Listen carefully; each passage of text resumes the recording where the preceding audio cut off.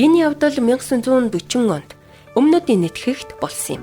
Нэгэн тосгоны 12 настай хөвгүүн илгээлтийн эзэн нүдний доктор Маргарет Брендэд нүдний болор шилжүүлэн суулгах мэс засалд нь тусалдаг байжээ. Түүний өвчтнүүдийн нэг нь эмчит тусалж байсан хүүгийн ээж нь байсан ба хүүгээ төрүүлэхээс өмнө тэрээр сохорсон байжээ. Тэр эмэгтэй хүүгээ хизээч харж байгаагүй.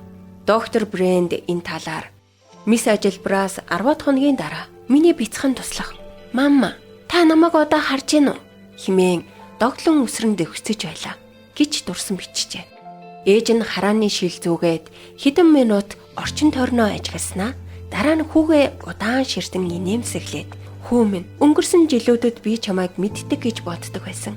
Харин одоо бол чамайг харж байна" гэж хэлжээ. Доктор Брэнд бичихтэй маш олон тохиолдолд бид бусдын талаар "Би наад хүнийг чинь сайн мэднэ" гэж хэлдэг. Бид хүмүүсийн талаар өөрийн гэсэн төсөөлөл, дүгнэлт, бодолтой байдаг. Мэдээж энэ нь үргэлж эерэг сайхан бодолтой байна гэсэн үг биш. Яг тэр үед бурхан намайг зогсоогоод "Хүлээгээрэй. Чи энэ хүнийг миний нүдээр харж үзсэн үү?" гэж хэлдэг. Хүмүүсийг шүүж дүгнэхдээ бидний хараа харалхан болдог. 12 жилийн турш хүүгээ тэмтрэн мэдрэх замаар л ямархуу хүн болохыг нь төсөөлдөг байсан ээжийн нэгэн адил бид ч бас хүмүүсийг харснараа тэднийг дүгнчихдэг.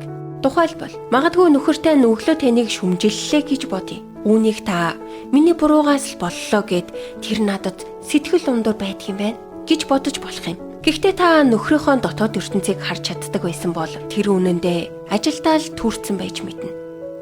Дуулал номд "Бурхан эзэн минь, тунгаан бодож надад хариу өгөөч, нүдийг минь нээгэж" хэмээн бичсэн байдаг.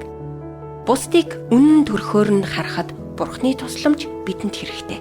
Тиймээс та Бурханы нүдээр бусдыг харах нүдийг минь нээгэж гэж буян залбираарай. Урмын үгс сэтгэлийн зовлонгоос холдуулдаг. Хадагтай Дарлин Салагийн урам зоригийн үгс нэвтрүүлэг танд хүрлээ.